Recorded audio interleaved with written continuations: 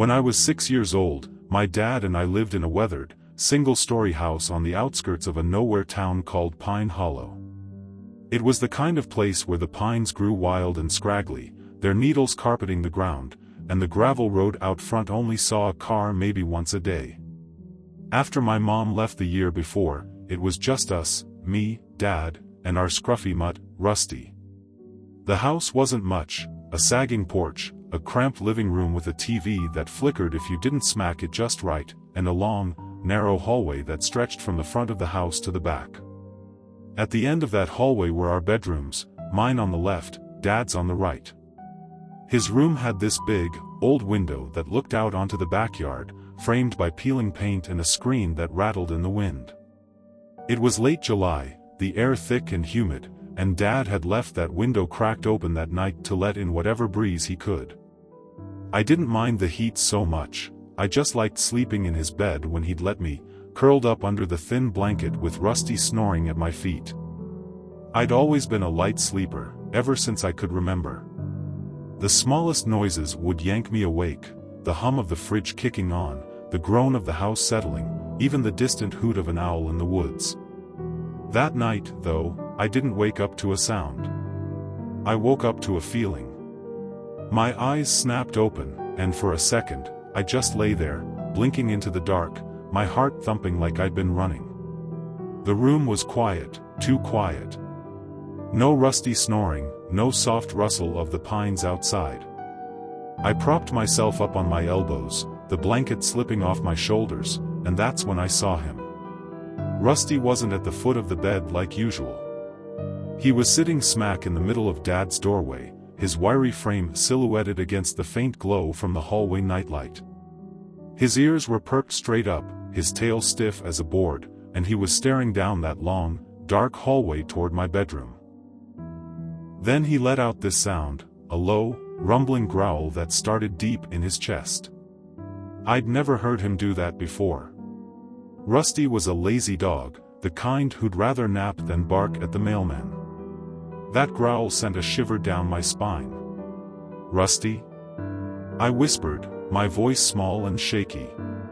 He didn't even twitch an ear toward me, just kept staring, his eyes locked on something I couldn't see. I slid my legs out from under the blanket, my bare feet hitting the cool hardwood floor, and crept toward the doorway. The air felt heavy, like it was pressing down on me, and the house was so still I could hear my own breathing. I peeked around the doorframe, squinting down the hall. My bedroom door was open, I always left it that way, but the light didn't reach far enough to show much. Just shadows. Then Rusty growled again, louder this time, and I saw it. A shape. Not the flutter of my curtains or the outline of my dresser, this was a person, tall and lean, stepping out from behind my closet door. The closet was one of those sliding ones, always half open because the track was busted, and I'd never thought much of it until that moment. The figure moved slow, deliberate, like they didn't want to make a sound, and my stomach dropped so hard I thought I'd be sick. I didn't think, I just ran back to Dad, tripping over my own feet. "Dad! Dad, there's someone in my room." I grabbed his shoulder and shook him hard, my nails digging into his arm. He groaned, rolling over, his face scrunched up in that half-asleep way he got when I woke him too early.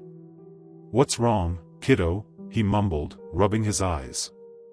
But then he saw me, really saw me, my wide eyes, my trembling hands, and he sat up fast.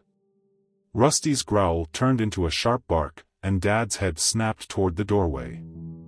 I don't know if he saw the shadow too, or if he just trusted me, but he didn't ask questions. He threw the blanket off, scooped me up in one arm like I weighed nothing, and lunged for the window. His hands shook as he yanked it open wider, the old wood screeching in protest. The screen was flimsy, held in place by rusty clips, and he didn't hesitate, he slammed his fist against it, popping it loose.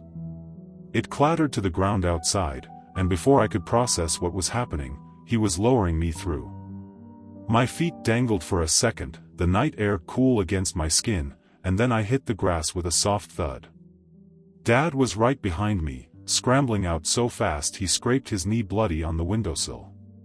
He grabbed my hand, and we ran, barefoot across the yard, pine needles stabbing at my soles, yelling our heads off until the neighbor's porch light flicked on 2 houses down. Mr. Hargrove, our closest neighbor, was a gruff old guy who kept chickens and didn't like kids much, but that night he came out in his bathrobe, shotgun in hand, hollering, "What's going on out there?"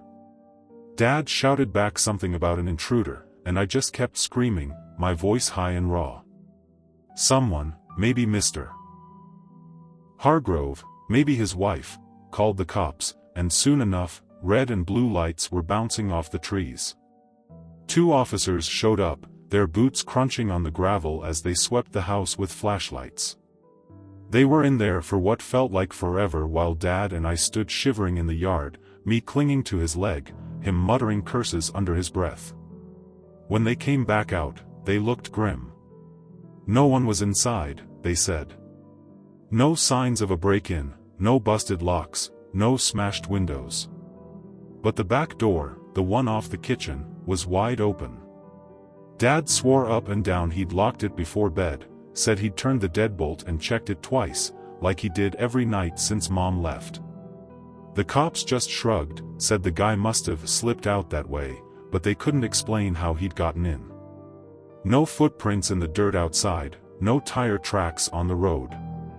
They took some notes, told us to call if we saw anything else, and left.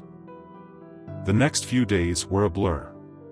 Dad barely slept. He'd sit up in the living room with a baseball bat across his lap, jumping at every creak.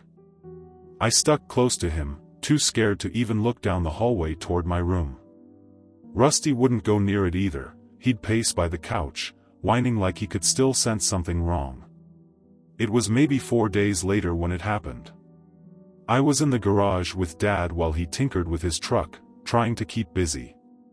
The garage was a mess, boxes of junk from when we moved in, tools scattered on a rickety workbench, shelves stuffed with odds and ends. I was bored, climbing on a crate to reach a dusty model plane I'd spotted, when my elbow knocked over an old coffee can. It hit the concrete with a loud clang, the lid popping off, and a bunch of stuff spilled out. There was a folded-up map, creased and worn, with red ink circling spots, little excess marking places around Pine Hollow, some I recognized, some I didn't. Next to it was a single black glove, stiff and stained, and a handful of crumpled cigarette butts, the kind with gold filters Dad didn't smoke. I called for him, my voice cracking, and when he saw it, his face went white as a sheet. Dad didn't waste time after that. A month later, we were gone, packed up and moved to a cramped apartment 2 towns over, where the windows had bars and the doors had chain locks. I never slept with a window open again, not even on the hottest nights. Sometimes I'd catch Dad staring out into the dark, like he was waiting for that shadow to come back. And me? I still dream about that hallway, about Rusty's growl, about the shape in my room, tall and silent, stepping out like it belonged there.